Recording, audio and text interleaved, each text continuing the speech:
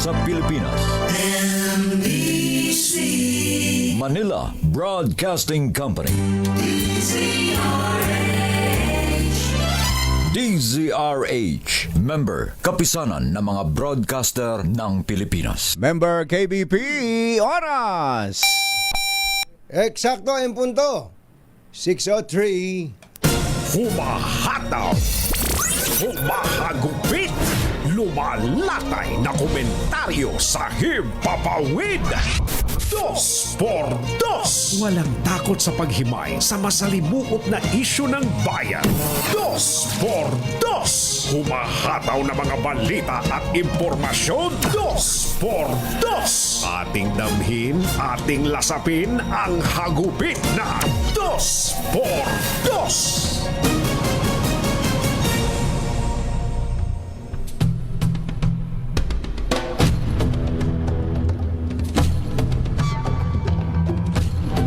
Nauwi sa trahedya ang festival sa Vancouver, Canada ng sagasain ang mga tao na ikinasawi ng siyam at nag-iwan ng ilan pang mga sugatan. Nalugmok sa dalamhati ang Pinoy community sa Vancouver at ang kasiyahan sa pagdiriwang ng Lapu-Lapu Day at sa katatapos na performance ni Apple the App ng Black Eyed Peas ay napalitan ng kalungkutan. Eto, may video pala kung batsero nung pagkatapos na managasa yung suspect. Nakahandusay pa ho ito sa pinapakita nating video. Nasa kalsada pa ang mga biktima. Maging si Pangulong Bongbong Marcos ay nanlumo matapos malaman ang nangyaring trahedya sa Lapu-Lapu Block Party 2025 ng Filipino community sa Vancouver. Kasabay ang pangako na bibigyan ng suporta ang mga biktima at nanawagan sa mga ito na manatiling vigilant. Hawak na po ng pulisya ang 30 anyos na driver ng SUV. Pero inaalis po ang anggulong terorismo habang nagpapatuloy ang investigasyon sa insidente. Isyu ng bayan. Katotohanan. 2 por 2. Pag may team ang balak, magtago ka na. 2 por 2. Si Jerry at si Anthony narito na. 2 por 2. Hahataw ng todo. Urado ka. 2 por 2. Ang katotohanan dala nila. 2 por 2. Walang sinasamba pali. Maniwala ka. 2 por 2. Hataw ng gusto tol. Umasa ka. 2 por 2. 2 por 2.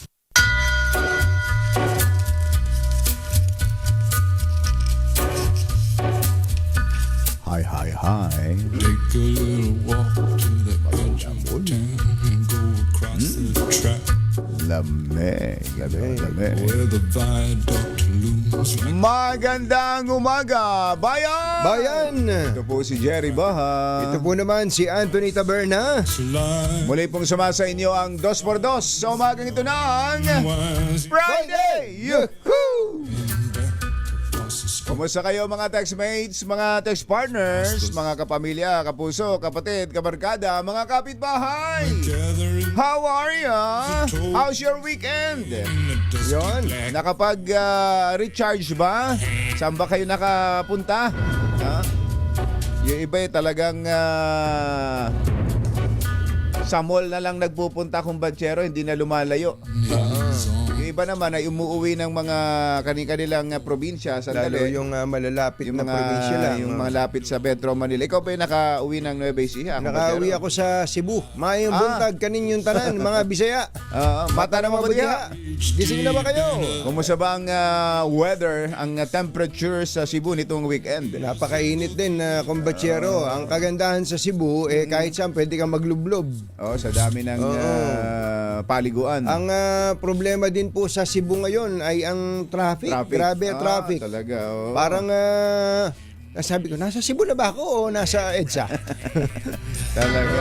Matindi Ano ba ang mo. mga tinikman mong pagkain doon? Danggit. Danggit, number one. Hindi pwedeng mawala ang danggit. Ang dried mango. Ayun, nakapag-dessert ka ba ng dried mango? At siyempre, nag-dessert din ako ng lechon Cebu. Ayun, ang matindero. Yan. Yan ang matindero, yung lechon Cebu na napakamalasa, no? Nako na kumbatsero. Yung may tanlad. Na-establish na ng ng Cebu na kanila yon yung ganun timpla. Ganun timpla. Halimbawa, kahit naman na doon naman na iluto sa Ilocos, iluto mo sa Pampanga o Bulacan, But that lechon Cebu. basta't yung paraan ng pagluluto ganun, yung hindi mo kailangan ng sarsa. Medyo maalat-alat ng konti at medyo malalasahan. Maalat-alat, tama. Maalat-alat yun. Malalasahan mo yung tanglad, Parang yung nagtatakam tuloy ako. sibuyas. Parang gusto ko tuloy... Tapos kumbatsero, yung iba kasi ang gusto yung balat di ba? Yung balat, oo. Pero ako, ang nakawilihan ko dyan sa Lechon Cebu, Oo. yung bahaging tadyang, yung ribs. Yung ribs. Yung buto na gano'n, sa bandang tiyang Tapos kasi yun kapag sobrang lambot talaga yun, buo yung ando pa yung ribs. Saka Naku, mapakagatin na gano'n, no? Tapos, dahil sa ikaw naman ay nag-iingat sa kalusugan mo, pangontra, suka. May sukang, may bawang. May bawang. Tapos, may sili. Nako, sarap. Oo. Oo. Tapos iinom ka ng soft drinks na walang sugar, yung zero Binola mo lang sa yung Pepsi Zero. Pepsi Zero.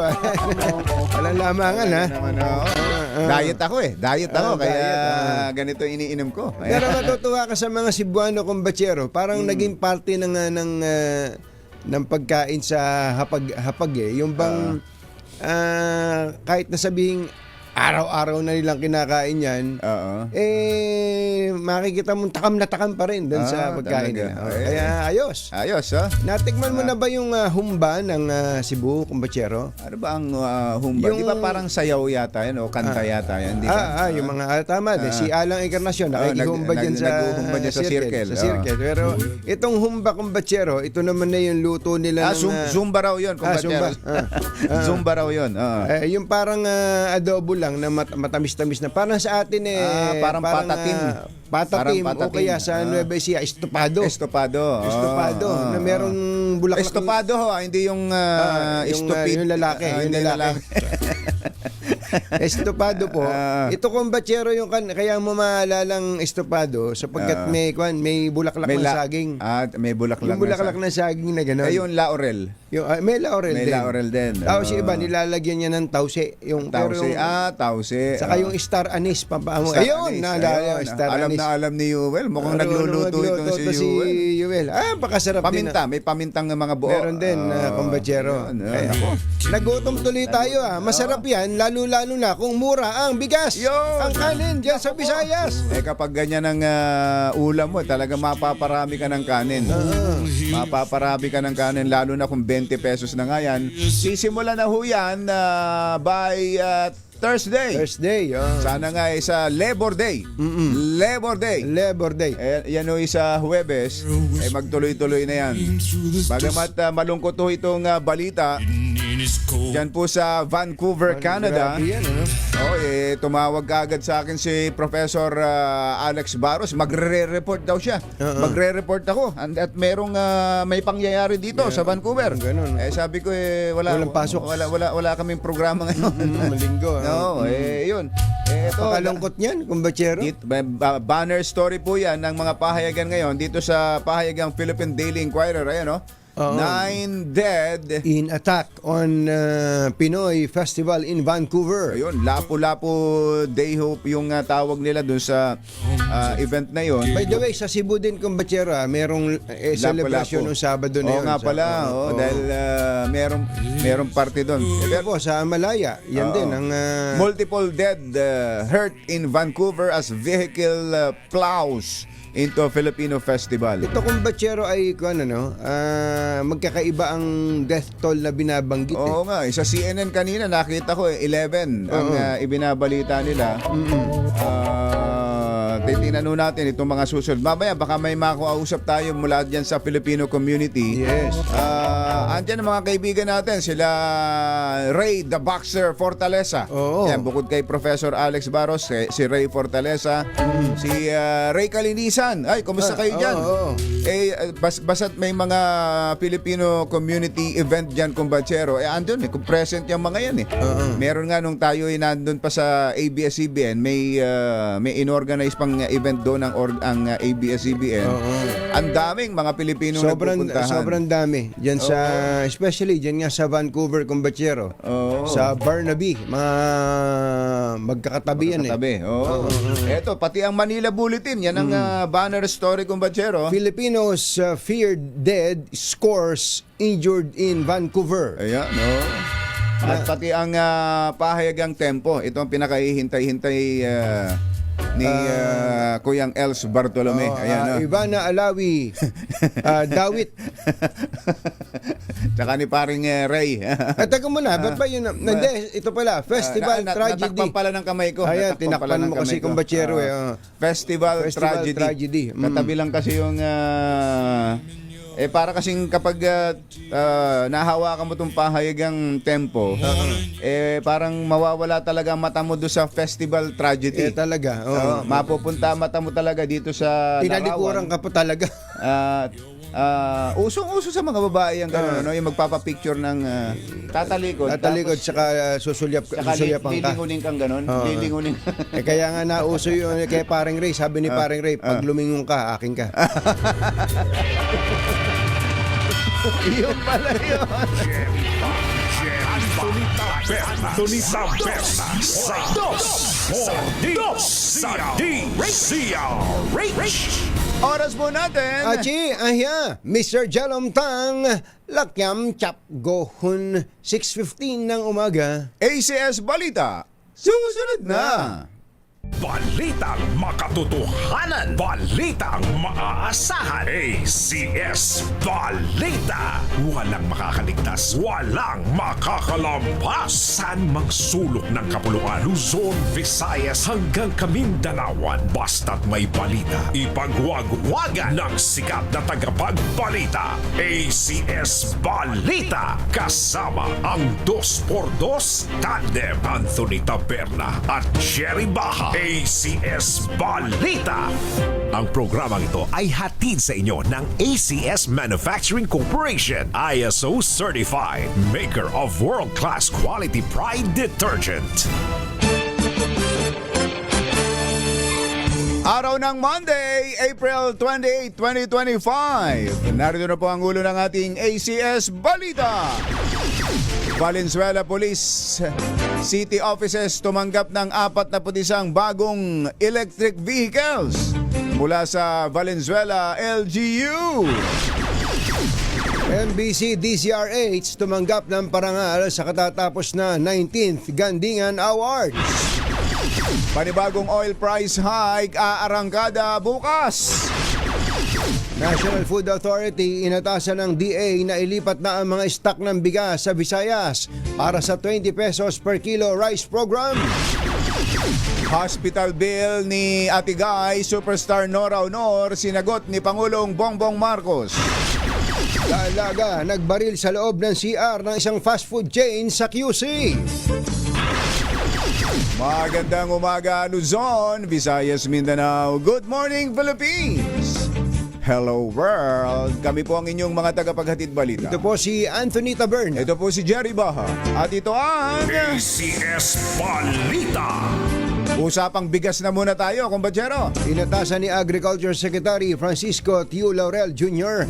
ang National Food Authority na ilipat ang stocks nitong bigas sa Visayas bilang paghahanda sa paglulunsad ng 20 pesos kada kilo ng bigas.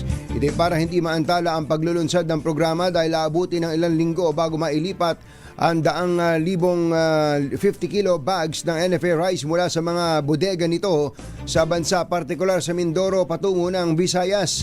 Nakakuha ang DA sa COMELEC ng exemption sa election ban para mailarga ang 20 peso per kilo program, isang campaign promise ng Pangulong BBM noong 2022. Ang subsidy para sa 20 pesos per kilong bigas ay aakuin hindi lamang ng DA kundi maging ng Food Terminal Incorporated at local government units.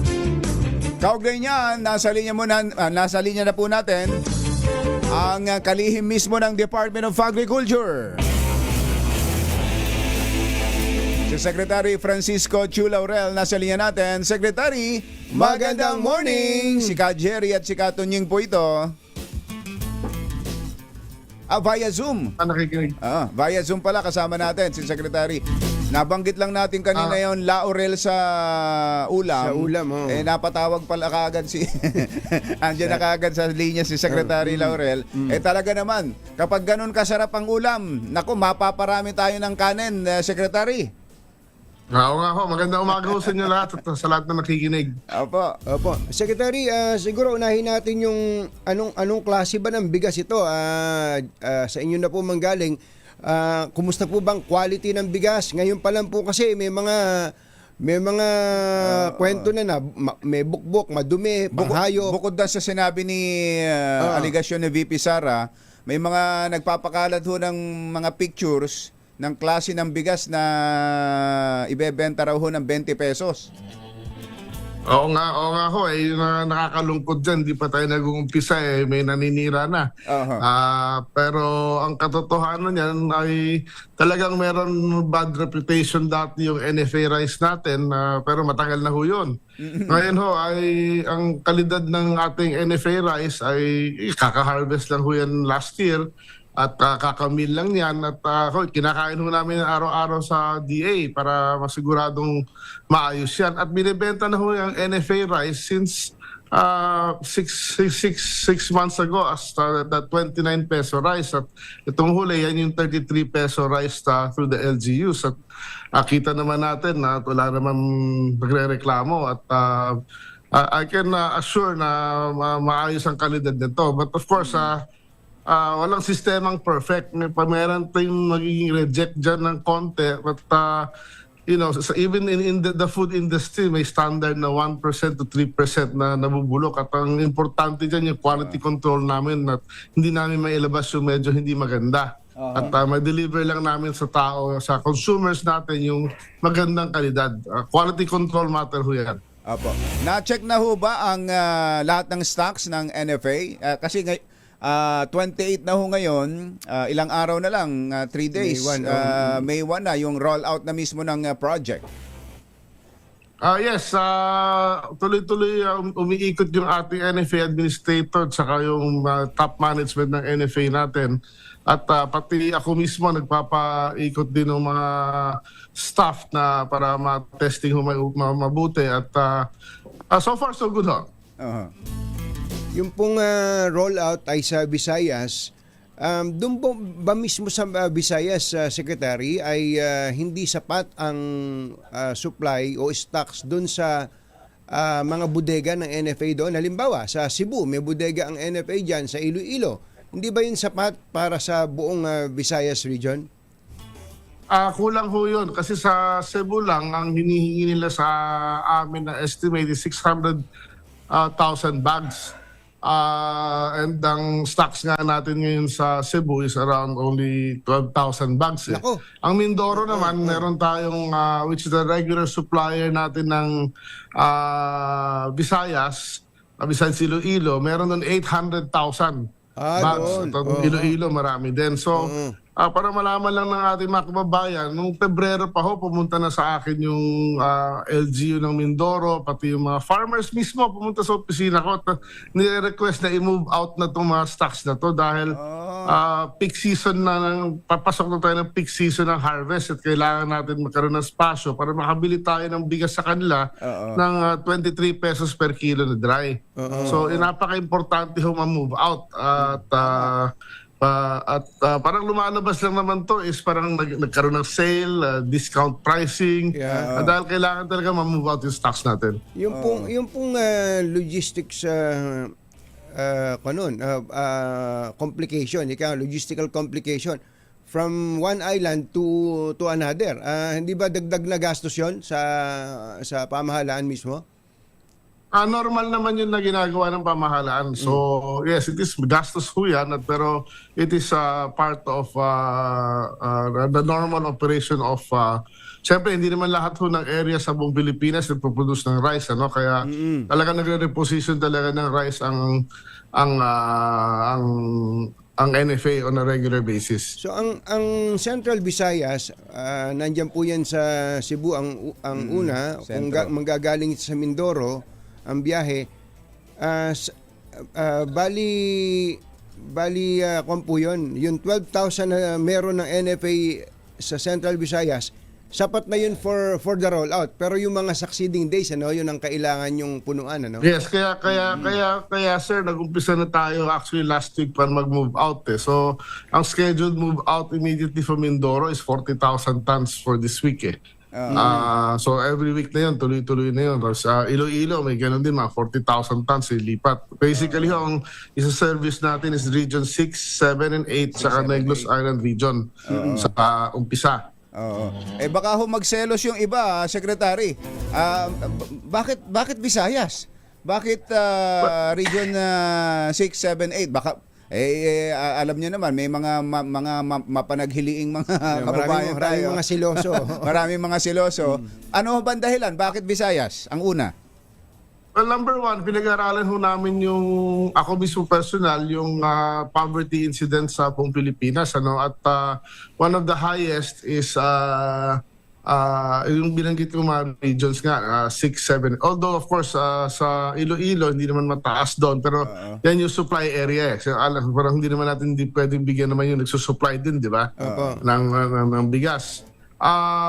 Pero hindi naman ibig sabihin na limited tayo dun sa yung areas na yun. Yun lang initial rollout na pinapilot. Okay. Meron kaming iniisip din ng yung mga susunod naman na area na mataas din yung poverty incidence.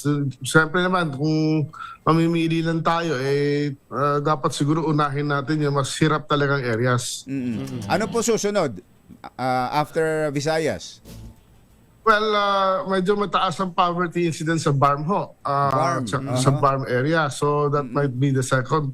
Plus yung gusto ko na rin banggitin ngayon kasi meron din tayo mga LGUs na sumama sa programa ng 33 peso na rice natin, di ba, nung sa rice emergency. At malamang isasabay na namin sila. Maybe a week after siguro. So ito yung just some examples, San Juan, katulad ng San Juan, ang laking tulong sa amin na tumulong sa move out, yung Kamsur, yung sa Davao, yung Mati sa Davao, yung Nabotas, at meron kami listahan ng 10 talagang yung namili ng 23 pesos na rice emergency. Isasama ko yun. I-finalize lang namin listahan. Tapos meron din kaming fina-finalize na rin namin yung plano baka doon sa mga kadiwa natin na nagbebenta ng P29 na bigas sa mga vulnerable sectors, malamang isabay na rin ho yun. 20 pesos na rin yun. Yes, sir. Okay, kailan po ninyo nakikita na ito'y magiging nationwide na? Yung buong Pilipinas na meron ng 20 pesos na bigas per kilo? Yung 20 pesos per kilo sa buong Pilipinas it's very hard to say as of the moment kasi gusto namin, kailangan na makita yung takbo, no? Yung run rate sa bawat region. The fact is may limit tayo na 358,000 tons ng bigas. Actually last week 358 pero as of today next ako na NFA na sa 370,000 na So yun ang technically limit na kailangan makita. But of course si Pangulong BBM, ating Pangulo, ay binigyan na kami ng instructions na pag-aralan kung paano ito roll out sa buong bansa latest 2026. 2026. So, Yes, sir. 2026 sa buong bansa. In other words, ito, tama-tama, nabanggit natin yung petsa. Hindi po ito pang-election lang, ha? Baka pagkatapos sa election, tigil na to, Secretary. Actually, sa totoo lang, June last year pa namin ito nakaplano at pinaplano at compute. Kaya lang at that time, it was really not affordable dahil sa laki ng gap ng presyo na 20 versus the current world market and local market prices. Kaya doon kami bumagsak sa P29 in limited quantity. No? Since ngayon, mas favorable yung mga kondisyon, mas mababa ang exchange rate, market prices have been quite reasonable na. Nakita naman yun na nag-work yung ating MSRP. So yung gap ay lumiit. At of course, ang napaka-importante rin dito, yung willingness ng LGU mag-participate. Kaya rin napili yung Visayas kasi yung mga governors ng mga areas na nabanggit ko ay very willing sila. Actually, napag-usapan to during one of the sorties of our president with them na nabigay yung idea na meron posibleng ganito. Sila mismo yung unang grupo na sinabi, subukan natin sa amin, willing kami mag-participate. Parang gano'n. Mas madaling kausap yung mga taga sa regions 6, 7, 8 na may paluwal sila doon sa mga kababayan nating nakikinig. Kung meron ng subsidy ang national government dito, merong parte na sasagutin ng LGU. Kayo na nga magsabi, gaano po ba ang partihan dyan? Basically, yung NFA is now selling the rice nga ako at 33. So, kung target natin ay 20, yung 13 peso bawat kilo na diferensya, hating kapatid ho yung national at local government. So, 650 ho bawat parte. Ito ho, pinag-uusapan natin ng local government, mag-e-eleksyon. Nakipag-coordinate na po ba kayo sa COMELEC para matiyak na ito'y hindi makulayan ng politika at hindi maging election issue itong pagbebenta ng 20 pesos na bigas? Yes, nakapag-coordinate na ho kami sa COMELEC. Nakausap ko rin ho si Commissioner Garcia at sinasabi lang niya, pag nag-roll out kayo niyan, hindi pwede yung kandidato ay nandun na nagbebenta o kaya diba? It has to be on the ground lang na mga tao ng LGU tsaka kami kang mga taga-DA. Paano kaya yun? Sabi siguro sabi ng governor tsaka si Mayor. Kami nagtrabaho niyan. Basta bawal. Yun ang instruction ng COMELEC bawal. Bawal, Oo nga ho. So, tsaka, ang actually pinagdebatehan pa yan, gagawin ba before election or after election. Pero ang naging desisyon namin sa DA, tsaka rekomendasyon namin sa Presidente, nandyan na ho yung bigas, kailangan ho namin i-move out. Kailangan as soon as possible, maano namin to dahil makikinabang nito yung farmers din talaga na para makabili kami. May 12 billion pesos pa ho kami pondo sa NFA para bumili ng palay sa mga farmers natin at at a good price mataas na hindi presyo. sila malulugi. Yung 23 pesos per kilo ng palay na binanggit nyo, magandang presyo po yun kung ikukumpara dun sa mga commercial traders po natin. Okay, yung pong nabanggit nyo kanina na ito po ay magiging tuloy-tuloy. Magkano po ba ang budget para sa subsidy? May pera ba ang gobyerno for that? O aagawin nyo ba yung budget para sa ayuda ng tupad, ng AX, at dito na lang ilalagay, which I think, with all due respect, mas maganda dahil hindi po dole out to. Merong binibili ang tao, medyo may dignidad po yung mga kababayan natin dahil bibili sila ng bigas Sa ngayon ho, yung itong pilot project is partly NFA budget ito. Plus, nagbigay ho mismo si Presidente ng contingency fund na personal niya, galing sa opisina niya ng 5 billion. Of this, 4.5 ang gagamitin natin. Yung sa 2026, pinag-iisipan pa ho mabuti yun ng lahat na kasama namin sa gobyerno.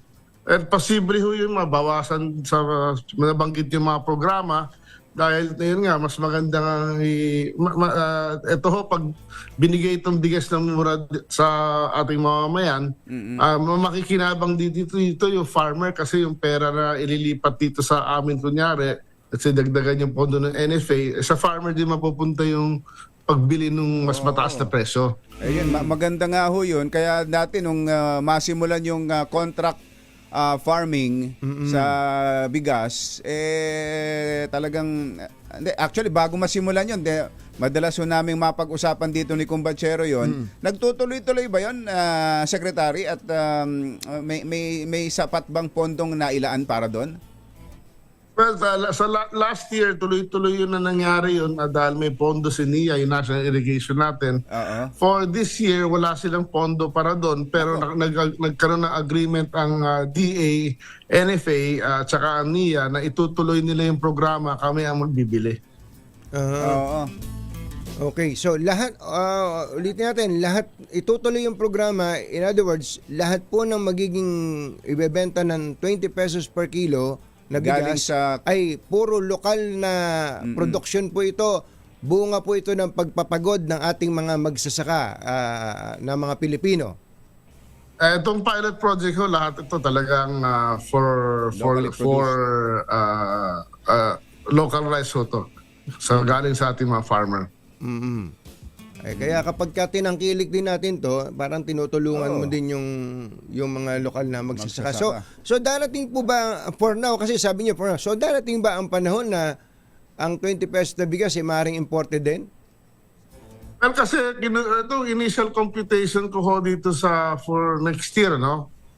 Kung 15 million families ang ating Target. households pala ang sisilbihan, which is 51% of the population. I mean, assuming yun lang ang assumptions namin as of the moment. So yung below middle class, kunyari, ay yung supply baka yung monthly bili ng NFA tsaka yung depende ho yan kasi depende rin sa batas kung yung current batas natin na RTL na walang powers yung NFA, so mahihirapan kami. So we might have to use imported rice also. Of course, in the whole scheme of things, we try to avoid that, di ba? But para din, kasi tandaan din ho natin, meron tayong mga harvest seasons So meron tayong mga gaps in between harvest seasons na sakaling wala masyadong supply, we have to augment. So pinaplano ko maigi ito at pinag-aaralan at we're running so many scenarios now, no, till for the next few months para lang it's a monumental task, definitely, no. So I just want to say that we're working very hard and using all our brain power para mapatupad ito. So masasabi natin, Secretary, na matitiyak natin na hindi tayo mapapasubo lang dito para lang matupad yung campaign promise o kung promise man yun na ginawa ng Pangulo na 20 pesos na bigas. Well, partly it is because of the campaign promise, of course. Dahil, let's not deny that. Yan ang katotohanan. Simula ho nung umupo ako dito sa aking pwesto, yan ang batikos kay Presidente, pati sa akin, yan ang batikos. Ngayon naman na Ginagawa susubukan na namin, may batikos pa rin. Pero ganun ho talaga buhay. Okay lang ho yun. Pero we're trying. This pilot project will prove that we are really serious in trying to do this. Kung malaki masyado gastos para gawin to next year, malamang may babatikos pa rin sa atin. Pero at least, ang importante kung ang pangako ay ma-serve partly, lalo na sa ating mga mahihirap, why not, di ba? Malaking bagay po yan. Ngayon ay bigas. Sa susunod na usapan natin, ulam naman. Pag-uusapan. Oh, yeah. Yes, sir. Pero sigurado sa Webes na ito, simula na, May 1, Secretary. Yes, ang idea is ma-launch to ng May 1 sa Cebu and other LGUs na ready na sa MOA namin, nakapirma na and everything. So I might go to Cebu on Wednesday to personally launch this. At lulutuin ho namin yung NFA rice. Pipiliin namin yung customer ng sako na gusto niyang paluto para matesting, para makita ho ng taong bayan na okay to. Diba? Hindi lang isang araw namin gagawin yun. Almost every day for let's say 10 days, magpapaluto kami sa pipiliin na sako ng ating mga mamamayan. Sabihin niyo po kay USEC Attorney Alvin Jan Balagbag, siya magsaing para malaman nating magaling siyang magsaing. Kay USEC. Sabihin lang natin, gawin ho natin yan. Salamat po, Thank you, Secretary Kiko. Secretary. Good luck po sa inyo. Salamat po. Salamat ho. Salamat at good morning to everybody. Good morning Morning po. po. Secretary Francisco Chu Laurel, Department of Agriculture. 6:42 ang ating oras.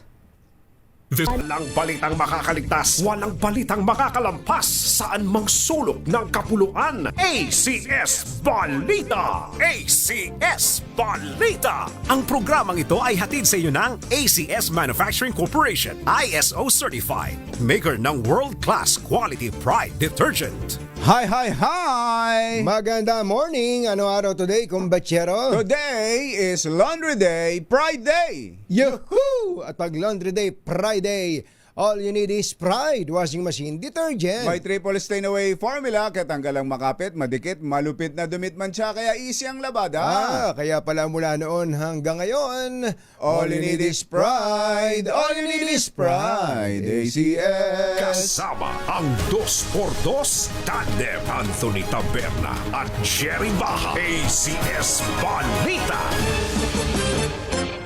Alas 6:49 ang ating oras, tuloy ang ACS Balita. Mahigit sa 40 bagong electric vehicles na nagkakahalaga ng 75.8 million ang ipinagkaloob ng Valenzuela City Government sa mga pulis at local office nito.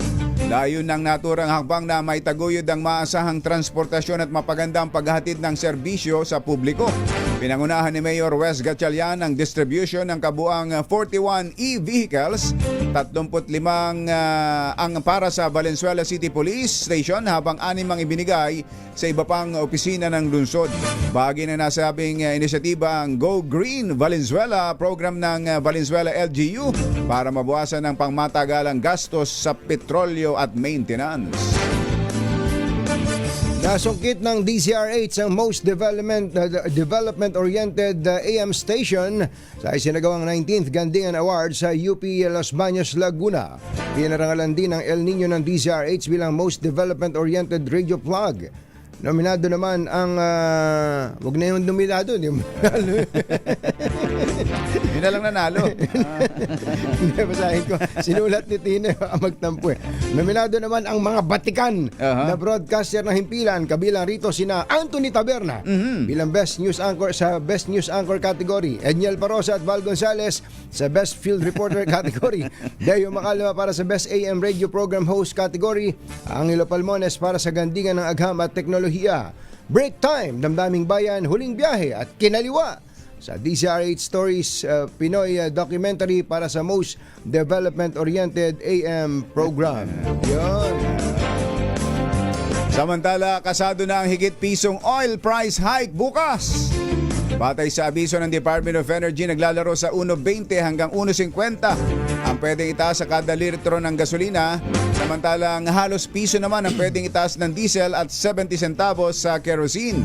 Isinisi ang panibagong oil price hike sa ipinataw na sanction ng Amerika sa Iran, pag-iigpit ng supply ng crudo sa international market at pagbaba ng crude inventory ng Amerika. Isang 28 anyos na dalaga ang nagbaril sa loob ng isang fast food chain sa Novaliches, Quezon City. Dead on the spot ang biktimang si Angel ng Project 8, Quezon City. Naganap po ang insidente bago mag-alas 11 ng umaga noong Sabado sa CR ng isang fast food chain sa Gulod.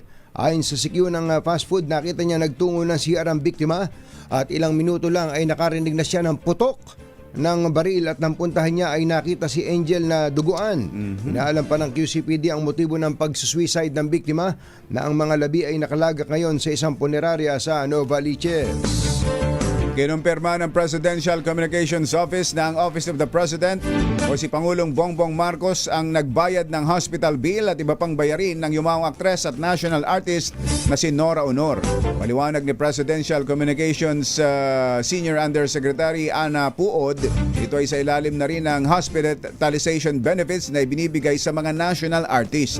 Ayun, ito yung pinag-usapan natin ng nakaraang kumbatsero na merong mga nag-aambag para makalikom ng pondo. Mga naiwan pala, no? Di ba binanggit natin na national artist ito, dapat gastos ng gobyerno. May mga, tama ito. May mga pribilehiyo yan eh. Oo. Para yan kumbatserong Medal of Valor awardee. Ayan, sa military. Sa military. Sinabi po ni Yusek Puod na personal na binayaran ng Pangulo ang iba pang gastusin ni Auntie Guy sa ospital kasama ang iba pang utang at personal na bayarin ito. Nagatid sa kabuuan ng ating ACS Balita. Ito po si Anthony Taberna. Ito po si Jerry Baha. Kasama ang 2x2 Tandem Anthony Taberna at Jerry Baha. ACS Balita. Balitang makatotohanan. Balitang maaasahan. ACS Balita. Ang programang ito ay hatid sa inyo ng ACS Manufacturing Corporation, ISO certified, maker ng world-class quality pride detergent. Yeehaw! Sabi nito si Rowie Filio. Filio ka ha. Filio. Wala pang binebentang 20 bigas. Meron na mga DDS na video, yung maduming version nila. Tanunan moves talaga. Naka-ready na, no? Wala pa po talaga. Wala pa po talaga. Saka yung baka na-imagine siguro ng iba nating kababayan, yung dating NFA Yung Rice. NFA Rice. Yung Oo. NFA Rice. Ngayon po, Pero ito po- naka-recover na doon sa image na yun ng NFA. Oo. Malayong-malayo na po. Malayong-malayo na po. Abangan natin. Pero pag andyan na ho ang 20 pesos na NFA rice, hinay-hinay pa rin ha. Alam niyo naman, sugar yan. Sugar. Naku, Inuulit sinabi. natin. Pero kung ang ulam mo, Pag masarap. ulam mo lechon na Cebu, high blood. High blood tsaka diabetes ang tatama sa atin. Kaya dapat i-ready na rin ninyo ang inyong mga pang-maintenance. Ayan, Aya Jerome Tang, Magandang morning. Kailangan daw lagi nyong pinapacheck ang inyong mga may yung tawag doon, blood test. Lagi kayo nagpapa-blood test. Saan ba tayo magpapatest? Dapat daw dyan sa Intercon Diagnostic Laboratory. Opo. Hintay kayo ni Doc Almalao. Ay, Doktora Almalao. At kapag medyo lumalabo-labo naman ang mata ninyo, sabi ni Doktora Jessica De, present. Present. Ayan, Marami tayong mga Ideal kaibigan, doktor, vision naman ang inyong pupuntahan para maiaayos ang inyong mga mata. Kung Ayan, gusto niya magpaayos na ipin, nandiyan si Doktora Joanna Christie. Ayan. O kaya si Doktora Mina Ignacio. Pipicturean pa kayo ni Kuyang Noel Ignacio. Kainam naman, habang nakanganga ka. Pipicturean ka.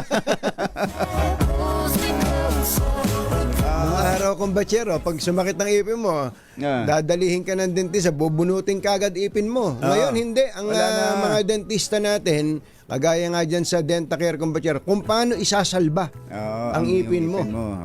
Nung kasi parang pagka hindi pustiso ipin mo, hindi ka in.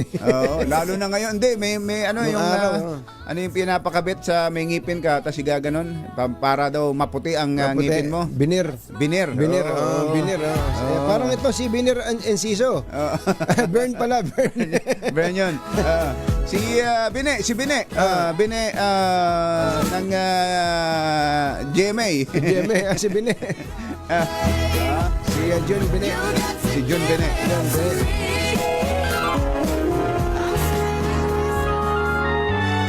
Kauna-unahan sa Pilipinas. Manila Broadcasting Company. DZRH. Member, kapisanan ng mga broadcaster ng Pilipinas. Member KBP. Ora. Uy, meron palang bagong, kaya pala sisilip-silip dito si Sherwin. Ano ito? Init dikit sa taginit. Aba, hindi ba matutunaw yung dikit niyan? DZRH stickering promo. Yan. Announcement of location. Ayan. Ayan ha. VO. Eto na ang location ng DZRH stickering team. Alamin natin kung nasaan si RH6 Sherwin Alfaro. Pasok! Play Stinger.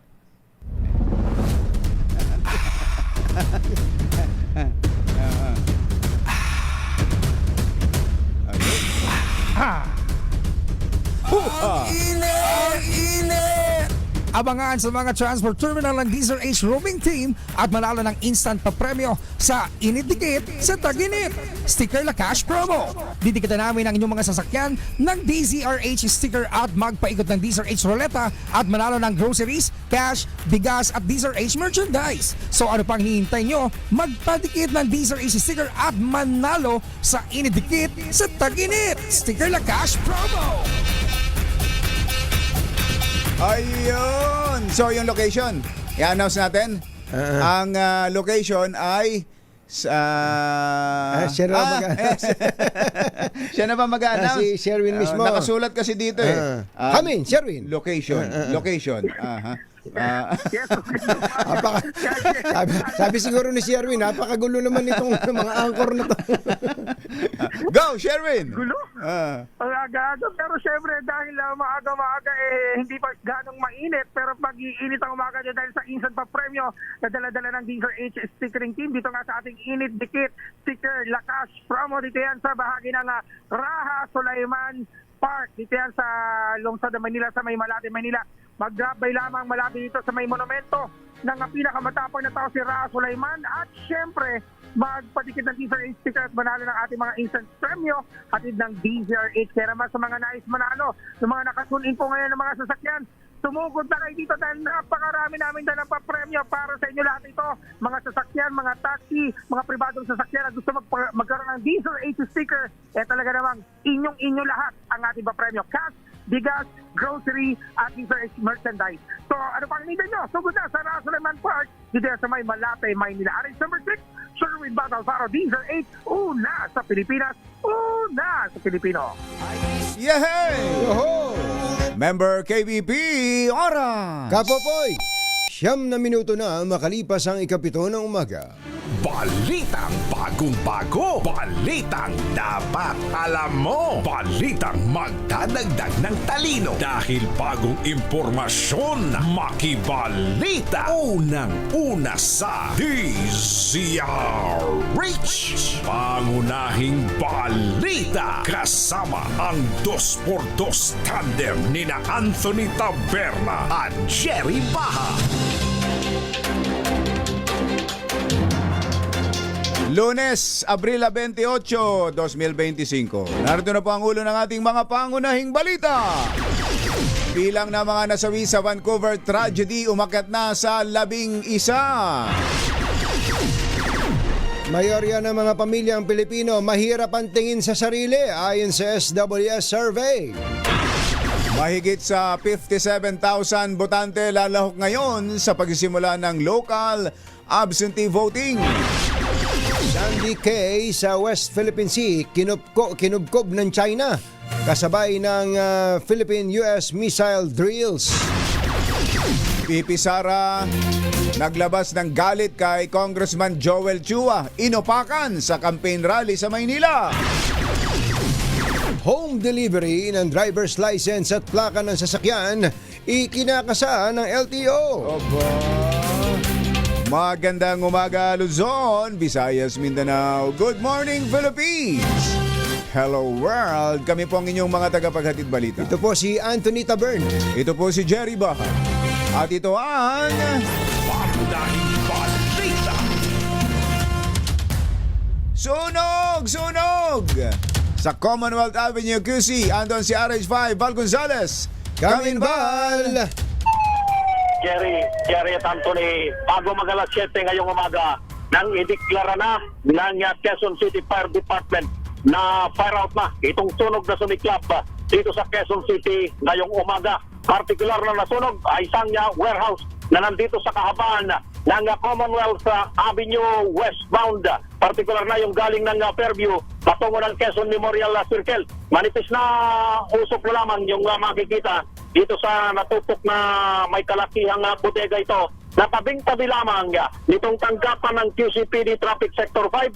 Alas 5:30 nagsimula itong sunog at agad na nakontrol ng DFP itong apoy at hindi na kumalat pa dun sa mga katabing mga kabahayan.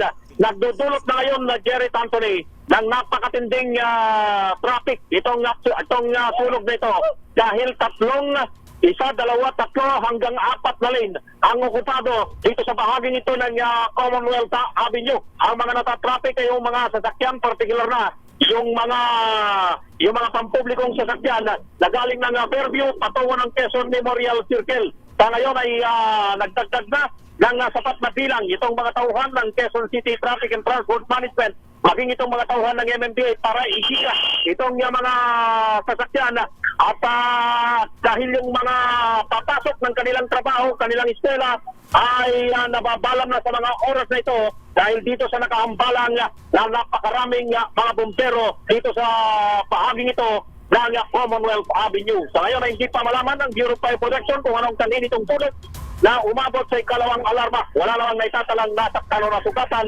dito sa sunog na ito. Mula dito sa kapan ng Commonwealth Avenue, dito sa Quezon City. Ako si Val Gonzales, DJ Ray, una sa Pilipinas, una sa Pilipino. Thank you, Val. Sa Maynila, dito sa San Andres, nagkaroon din ng sunog, kumbachero. Sunog din sa Maynila ay naroon si RH29 Boy Gonzales. Coming, boy! Anthony, Jerry, alas 7 ng umaga na apula na sunog sa isang residential area sa Sagrada Familia Street sa kanto ng Onyx sa kasok ng Barangay 767. Nagsimula alas 3 sa 13 na madaling araw sa San Andres Bukid sa Maynila. Ayon kay Senior Inspector Sigfrid de Guzman ng Bureau of Fire Protection, umabot sa ikatlong alarma ang sunog dahil sa mabilis na kumalat ang apoy, lalo na't gawa sa light material sa mga bahay. Ilan sa mga nasunugan ay nanatili sa kalsada habang ang iba naman sa kanila ay nagreklamo dahil sa hindi ka nadamay na sunog ang kanilang bahay, pero pinasok naman ng magnanakaw sa kasagsagan ng kanilang pagsalba ng mga gamit. Tinatayang nasa 20 bahay ang natupok at nasa 50 pamilya ang nawala ng tirahan kung saan nagsimula ang sunog sa unang palapag ng isang two-story na bahay. Ito si Boy Gonzales para sa DCRS, una sa Pilipinas, una sa Pilipino. Thank you, boy! Alas 7:14 ang ating oras. This time check is sa DZRH. Pangunahing balita. 7:21. Umakyat na sa 11 nasawi matapos araruhin ng isang sasakyan ang grupo ng mga Pilipino sa selebrasyon ng Lapu-Lapu Day Festival noong Sabado ng gabi sa Vancouver, Canada. Ayon sa Vancouver Police Department, katatapos lamang ng performance ni Apple Diap ng Black Eyed Peas na mangyari ang insidente. Naaresto na ang 30 anyos na driver at iniimbestigahan na ng Vancouver Police Department Major Crime Section. Tiniyak naman ng pulisya na hindi ito isang act of terrorism. Nagpahayag naman ng pakikiramay sina Vancouver Mayor Kenneth Sim at Prime Minister Mark Carney sa magkahiwalay na social media post. Nagpaabot ng pakikiramay ang Pangulong Bongbong Marcos sa pamilya ng mga Pilipinong naapektuhan ng trahedya sa Lapu-Lapu Day Block Party sa Vancouver, Canada. Sa inilabas na pahayag ng Pangulo, tiniyak nitong nakikipagtulungan na ang pamahalaan sa Canadian authorities upang masiyasat na mabuti ang insidente at mabibigyan ng kaukulang suporta ang mga biktima at pamilya ng mga ito. Sa nasabing trahedya, sumipa na sa 11 ang nasawi. Matapos nasagasaan ng isang sasakyan ang street party kung saan nagtipon-tipon ng Filipino community doon para ipagdiwang ang Lapu-Lapu Day. Nasa custody na ng mga pulis sa Canada ang 30 anyos na lalaking sinasabing nagmamaneho ng kotseng nanagasa sa mga biktima. Kaugnay niyan, kumbachero, makibalita tayo sa mga kababayan natin dyan sa Vancouver, Canada. Si Ting Katurla, isang leader ng Filipino community dyan sa Canada, ay makakasama natin via Zoom. Sir Ting, magandang morning! Si Ka Jerry at si Ka Tunying po ito. Magandang umaga po sa inyong mga tagapakinig. Magandang hapon po dito sa Vancouver. Oo nga pala. Alas 4 ng Sabado, Linggo. Oo nga pala. Okay, kumusta ngayon dyan? Kumusta mga kababayan natin matapos itong pangyayari, itong trahedyang ito, Ting? Ang kababayan natin ay sama-samang nagluluksa at saka ramdam ng bawat membro ng komunidad, hindi lang Pilipino pati yung ibang lahi, ay nakikipagsimpatya sa pagdadalamhati ng mga Pilipino. Lahat ng mga suporta ay ng pamahalaan ay naabot para sa mga naulila pati yung mga nakasaksi sa pangyayari. May magiging traumatic sa kanila, binibigyan sila ng counseling support and stress debriefing. Ting, itong pangyayari na to, magkaiba kasi yung report. May report na siyam ang casualty, meron namang nagsasabi na 11.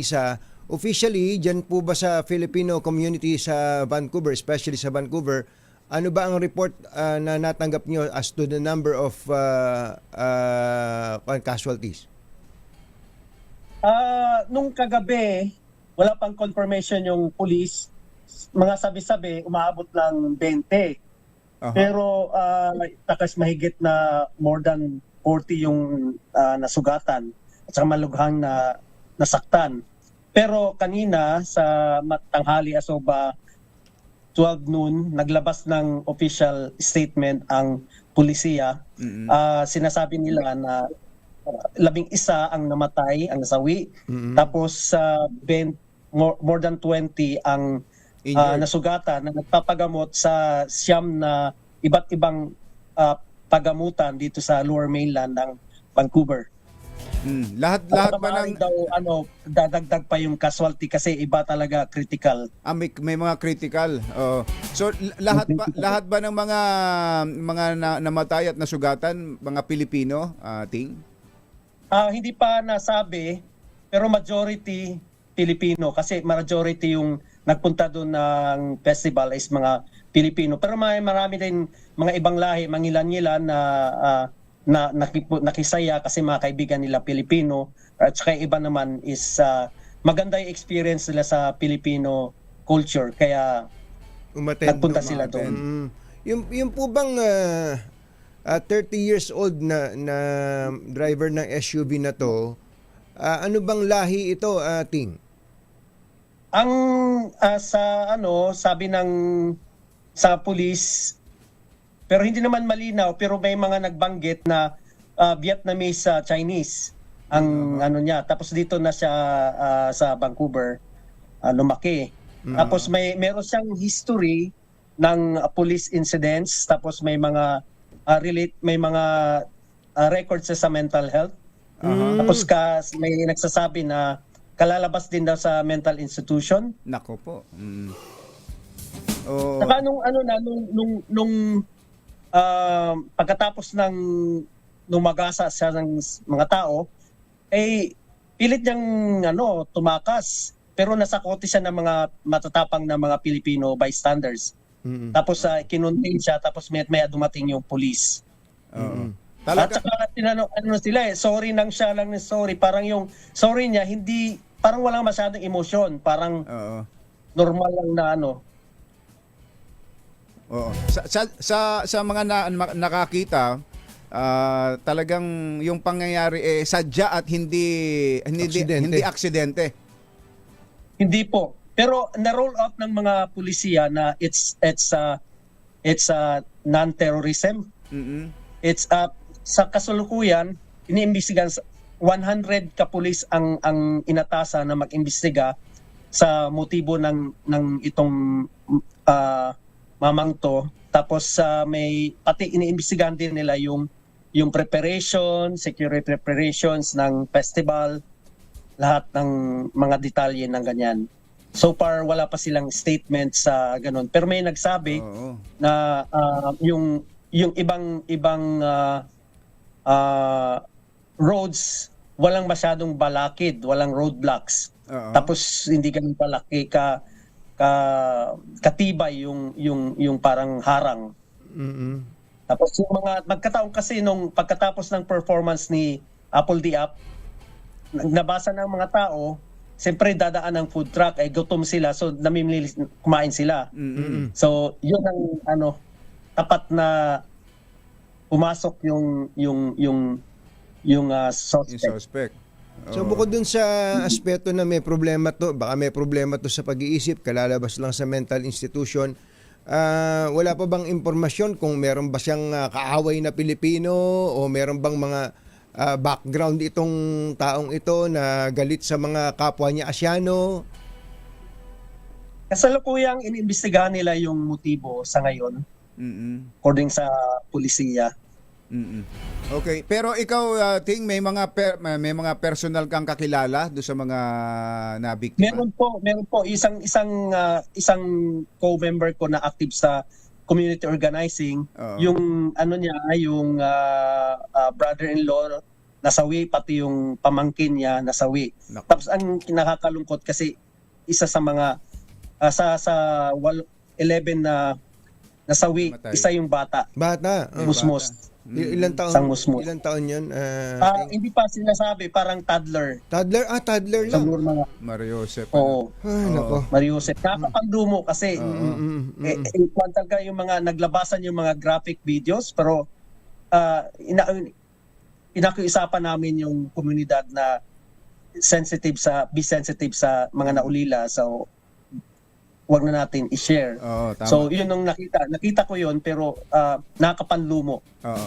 Matagal Pero ganun pa man yung Filipino community, parang ano yan yung marami sila ngayon ino-offer na yung vigil, bawat parish, community, tapos yung mga ibang lahi, yung temple nila, yung sa mga East Indian, yung Sikh, tapos yung mga Buddhist, Oo. ano rin sila, nakisimpatya rin sila, mayroon silang parang memorial. Oo. Sa kanina nga mayroong malaking fun run na pinakamalaking fun run na traditional dito yung Vancouver Sun Run, we earn 50,000 na katao ang sumali. Pero hindi pa rin na roll out ng pulisya na kailangang papatuloy kasi ano siya yung parang hindi naman parang pattern or hindi related doon sa ano. Parang incident na kakaiba, ibang kwan. So, natuloy pa rin yung fun run pero nagkaroon sila ng moment of silence.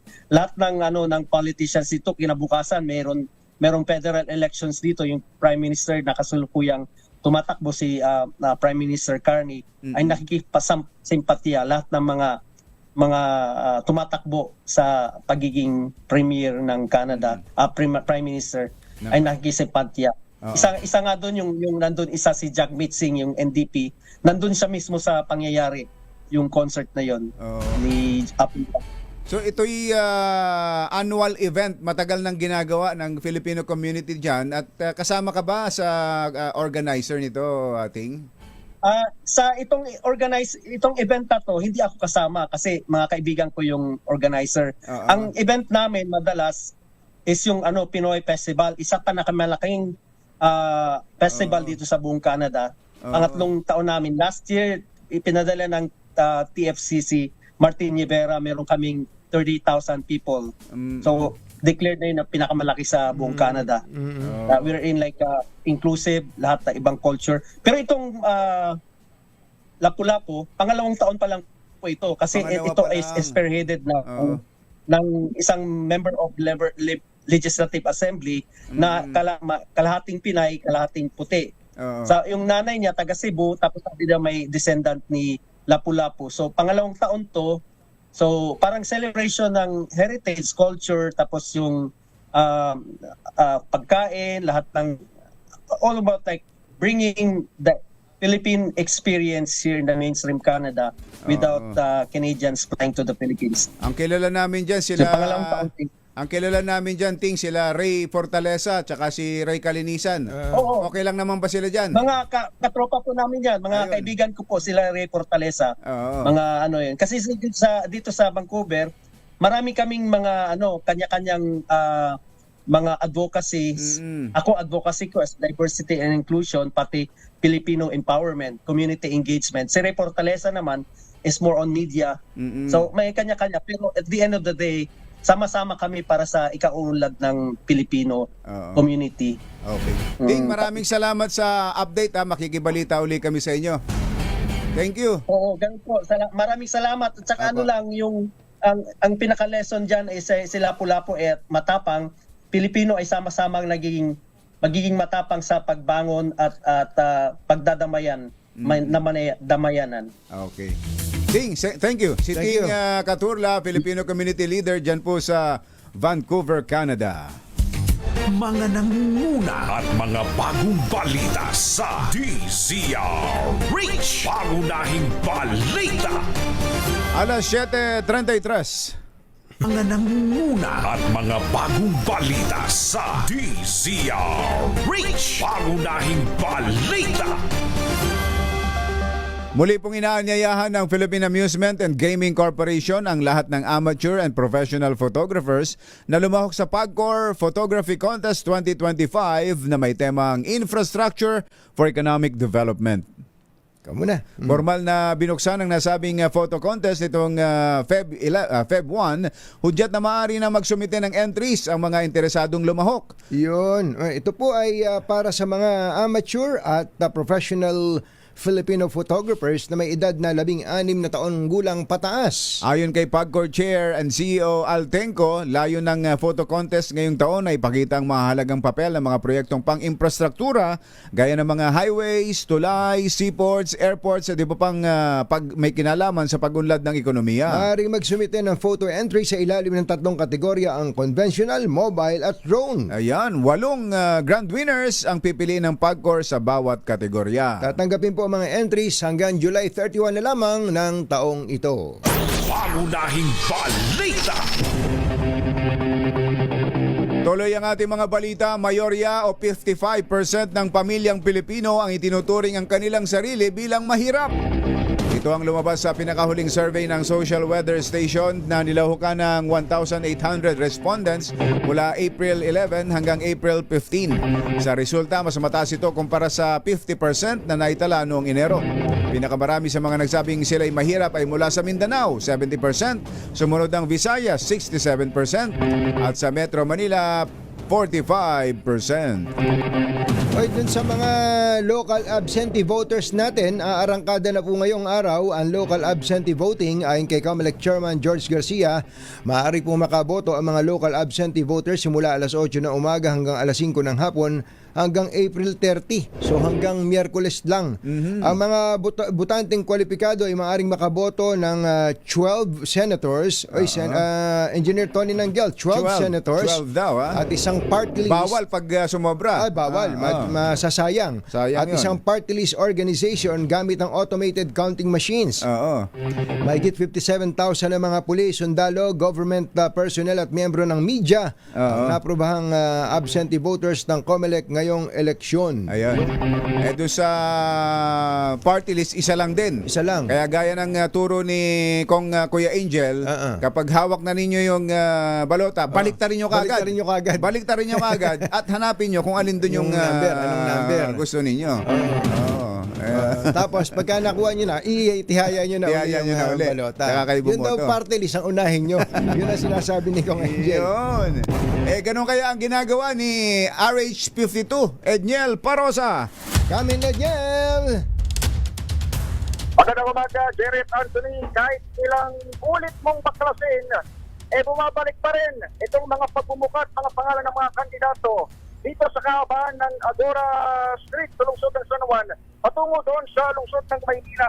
Isa ito sa mga lugar na unang pinaglusaran ng open baklas ng Commission on Elections dito sa Metro Manila laban sa mga illegal na campaign posters o yung mga materyales pinakakabit sa mga hindi dapat silang pagkabitan. Pero ngayong pagbalik natin dito ngayong umaga, ngayong ilang 2 linggo na lang bago mag-May 12 elections, napapalitan lang itong mga bagong poster, itong mga dati na nakakabit. Isa ito sa dahilan kung bakit puspusan pa rin ang operasyon ng MMDA sa gawang ng COMELEC para baklasin itong mga sinasabi nating materyales. Naglaan ng 500 tauhan itong Metropolitan Manila Development Authority para pa rin malalay sa COMELEC na nakakuha na ng 8 truckload. 8 truckloads ng mga basura as ng mga campaign materials. Wala na nagsimula itong offline baklas sa Pebrero. Kahit may mga common posting area gaya dito sa aking likuran sa Agora Public Market, kung hindi man punong-puno na yung lugar, ay mga wala sa tamang sukat naman yung man nakakabit sa mga poster dito. Samantala, sa ating panayan ni COMELEC Chairman George Garcia, walang-walang 200 na raw na reklamo ang natatanggap ng full body aban sa iba't ibang mga politiko, wala man sa national o local positions, kagaya na lamang ng umano'y vote buying at illegal na paggamit sa resources ng pamamalaan. Ngayong araw din, bilang pagsimula ng local absentee voting, agad-agad din natin pupuntahan itong absentee voting sa Kamkrame kung saan nakataksang bumoto ang mga tauhan ng Philippine National Police. Ito si Edniel Barrosa, nag-uulat para sa DZRH. Una sa Pilipinas, una sa Pilipino. Thank you, Edniel. 7:46. Pangunahing balita at mga bagong balita sa DZRH. Pangunahing balita. Ay! Birthday pa lang ngayon kumbatsero ni Sir Randy Sakay. Aba! Diyan sa Philippine Heart Center. Kuya Randy. Kuya Randy. O, doon sa mga nagtatrabaho daw dyan sa Heart Center, wag na kayong magbaon. Ha? At ito, nasa likod niya. Nasa likod, sa pinadala niyang picture, nasa likod niya yung mga pagkain na inihanda para sa birthday ngayon ni Sir Randy Sakay dyan sa Philippine Heart Center. Aba, ayos Uy, magandang umaga rin sa mga taga Malacanang Press Corps. Nakita niyo na ba ang latest, mga taga Malacanang Press Corps? Nako, ano to, kumbatsero? Ang Malacanang Press Corps daw po ay hihigpitan na ng PCO. Ang PCO na daw po ang mamimili kung sino ang magko-cover sa Malacanang. Ha? Aba, bakit ganon? Ha? Pwede ba naman ganon? Dapat yung newsroom ng kanya-kanyang network ang pipili. Yung opisina mismo. Oo, ang katwiran daw po nitong si PCO Assistant Secretary for Media Accreditation and Relation Dale De Vera. Yun daw pong bagong mga rules na to, nagpapakita lang na ang palasyo ang most prestigious beat. Kaya dapat ang mga reporter daw na inaasan niya dyan ay only the best among the best of seasoned journalists. Bakit kayong magsasabi nun? Yun ang... di ba? Siyempre, yung ipapadala ng kumpanya, yun naman para talaga. Para sa, halimbawa, si Let Narciso namin dito. Yan ang isa sa mga best of the best in the West. In the West.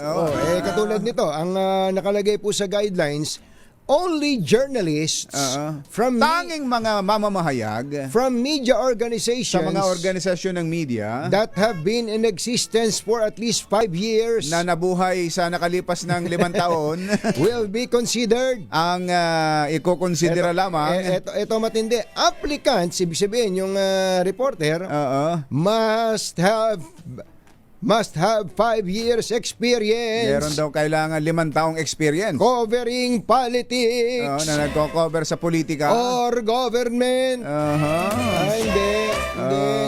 Hindi papel lang kanyon. Mahanap kayo ng away, ha? Basag ulo talaga ang gusto nito mga taga-PCO yata. Hindi nyo trabaho yon. Hindi nyo trabaho yun. Ang dami nyo dapat trabahuhin. Ang dami nyo ibang dapat na unahin. Nako, naman. Kapag pinadala po ng media entity dyan sa Malacanang yan, kasama ang kanyang accreditation pag pinadala yan ng chief of reporter o ng news director, dumaan na po sa vetting editor. Yan. Dumaan na sa vetting yan. Huwag yun ang pakialaman yun. Yan. Mas marami kayong dapat na tupagin dyan. Magpalit na lang kayo ng bubong. Buti na lang, may bubong na maaasahan. Gawa sa state-of-the-art technology. May aluminum na. May pintura pa. Now available na rin sa pre-painted tiles pan. Para sa eleganteng bubong na matibay na, makulay pa, mag-cherry loom pre-painted ka na. Baka pwede namang magpalit na rin kayo ng kotse. Baka gusto nyo subukan ng Cherry Tiggo 7 Pro Hybrid. Ang Cherry Tiggo 7 Pro Hybrid ay merong 1.5 turbocharged na makina para sa maswabing pagmamaneho. Gamit ang kanyang hybrid system na may sariling baterya, nabuboost po nito ang performance ng makina at fuel economy. At syempre, hindi mawawala sa Cherry Tiggo 7 Pro Hybrid ang Apple CarPlay, Android Auto. May power tailgate na rin ang Tiggo 7 Pro Hybrid. Sa halagang 1,100,000 magkakaroon ka na ng brand new Tiggo 7 Pro Hybrid. Ano pa hinihintay mo? I-test drive mo na. Drive mo na ito. Itong Tiggo 7 Pro Hybrid. Magpunta lang sa pinakamalapit na Cherry Auto dealership. Paringat! Tara na!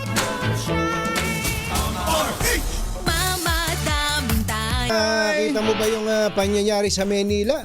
Grabe, ang tindi si BP Sara kay Joel Chua, no? Talaga, durog. Binigyan ng masana yung kalaban ni Joel Chua doon. Parang isalaksak mo sa bibig ni Joel Chua hanggang sa mamatay. Sabi nga, Gulat ako. Mario Sa bagay, hindi naman katakataka na manggaling kay BP Sara yung mga termino hanggang sa ganong, mamatay.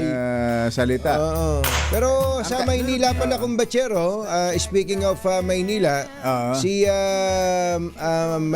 mayoral candidate Isko Moreno ay inendorso rin si Manny Pacquiao. So dalawang kalaban niya Nung presidential elections. Pangatlo si Pangulong Bongbong Marcos na ang bitbit ay si Manny Pacquiao. Ay, ito. Ay, may picture sila, Lakas din si Manny Pacquiao dito sa mga kahit mga katunggali niya. No? So, ang mga naging katunggali niya sa presidential elections, BBM, VP Lenny, tsaka ito si Isko, pare-pareho ngayong sumusuporta sa kanya. Kasi nga dahil sa, siguro, kilala nila yung puso ng tao. Yun na talaga. Yun, gano'n. Ay, paano? Bye! Happy weekend! Woo! Damdaming bayan! Susunod na!